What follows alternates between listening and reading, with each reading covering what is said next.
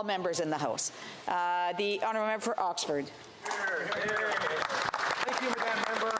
I rise today for my first debate on such an important issue, not only facing Oxford residents, but Canadians across our country. But before we dive into Bill C-56, I'd like to take a few minutes just to quickly recognize all those that made my journey to this chamber possible.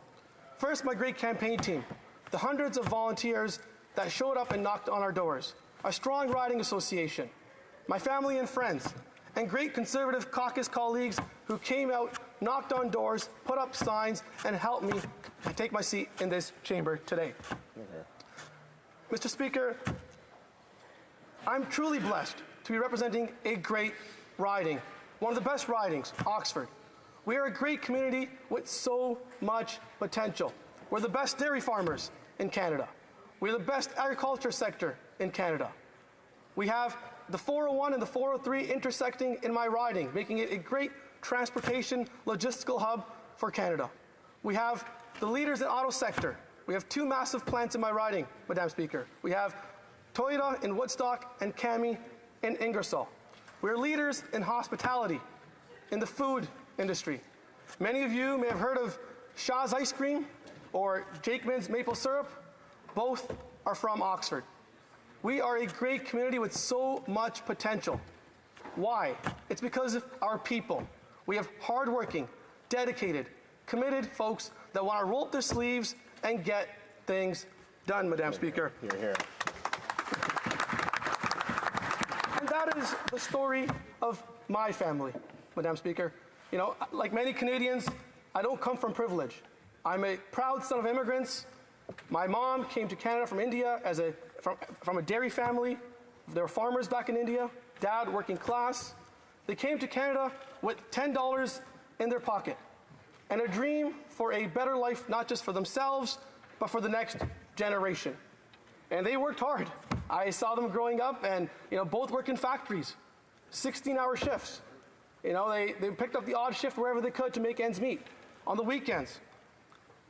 Growing up, we picked strawberries to put food on our table.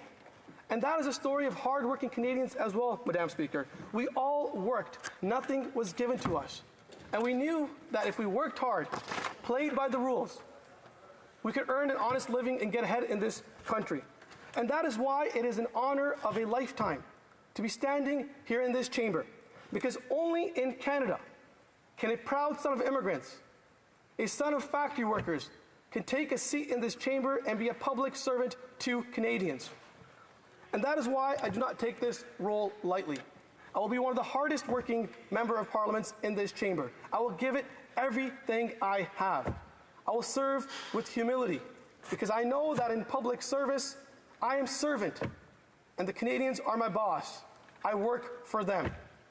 I'll always stand up for what is right, not what is easy, and I'll always be a strong voice to the voiceless. Madam Speaker, the stakes are high in our country. After 8 years of this Liberal NDP government, Canadians are struggling. That Canadian dream that my parents came to this country for is sadly starting to fade away. So let us address the issue at hand today. This legislation, C-56, is the government's response to address an affordability crisis that they themselves have created with failed leadership, with weak policies, and simply incompetence. And that is why they're looking around for ideas, and they're looking at the Conservative caucus for ideas, and I don't mind that at all. I understand they like to steal ideas, which is not a bad thing, because Conservatives have common sense ideas that will get our country back on track. Hear, hear. We will bring affordability coast to coast to coast for Canadians. But it does break my heart, Madam Speaker, to see half of our Canadians living paycheck to paycheck. 7 million Canadians are now struggling to put food on their tables. 1.5 million Canadians are now visiting a food bank. Those are our friends, our neighbors, our relatives. And 1 in 5 are now skipping meals.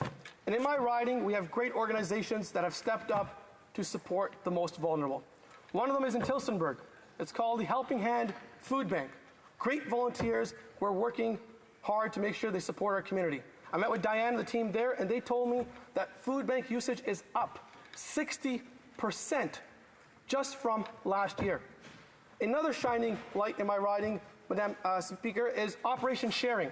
They do great work with the homeless community. And when I spoke to Sean Shapton out there, he told me the exact same thing, that we are at a crisis point, never seen before. When I was knocking doors in Woodstock during my campaign, I remember knocking on a door, a single mom came out. We had a conversation, and she had tears coming down her eyes. She was concerned for her family. She was worried that she would not be able to feed her children and provide for the newborn son she just had. When I was in Tavistock, Madam Speaker, I met a senior who worked all his life, did everything right, saved money, but now on a fixed income is looking for a handout from his daughter. That is not the Canadian dream my parents came to, Madam Speaker. And what really bothers me is when I see our veterans who have served our country, our working class Canadians who are now struggling, being pushed to potentially ending their lives with the MAID program. That is not the Canadian dream, Madam Speaker. And when this government, now finally wakes up to talk about affordability, what is the first thing they do? They get the cameras out, they stage a photo op, they call the grocery CEOs. Canadians do not need more photo ops. They need more food on their tables, Madam Speaker. Liberal NDP policies, like their carbon tax, do nothing for the environment, but they punish Canadians. They make everything more expensive, heating their homes, putting food on their tables, gas in their cars. It punishes our farmers in Oxford, who have seen a skyrocketing in their input costs. When they're heating their barn, drying their grain, running their operations, they're paying tens of thousands of dollars for that. But don't take my word for it, Madam Speaker.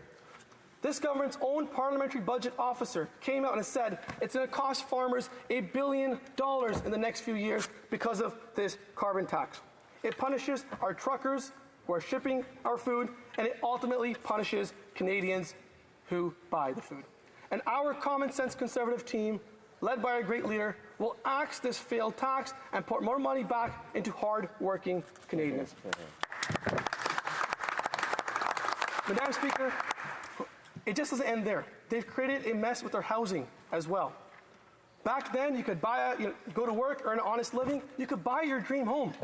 But now that dream of home ownership is starting to fade away. We're seeing housing costs have doubled. Rent has doubled. Mortgage payments have doubled. We have 9 in 10 Canadians, young Canadians, who feel that they'll never be able to buy a home. I met with a young couple actually, in Norwich last week. We had coffee, we were talking about their future, and they said to me that they did everything right. They went to school, they got decent jobs, they saved their money, but it's still not enough for a down payment. And now they're still living with their parents, and it's putting a barrier for them to start their own family. And after years of this Prime Minister and this government telling Canadians that they have an affordable housing plan, when I watched the minister stand up and say, we have a plan, and now all of a sudden he switched the two and saying housing is not a federal responsibility. Real leaders do not hide and make excuses. They find ways to get things done.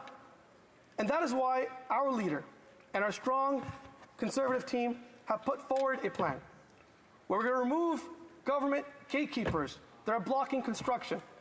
We're going to incentivize our local townships and municipalities to build more homes. We're going to make sure we have affordable homes for our Canadians. But despite all the challenges, Madam Speaker, I understand they gave us a long list of challenges after they broke Canada. I believe deep in my heart that with the right leadership, we will get our country back on track. With our leader as Prime Minister, we can restore that Canadian promise that they have broken. We're going to bring home affordable homes. We're going to bring home affordable groceries, and we're going to bring it home, Madam Speaker. Thank you so much. questions and comments? The Honourable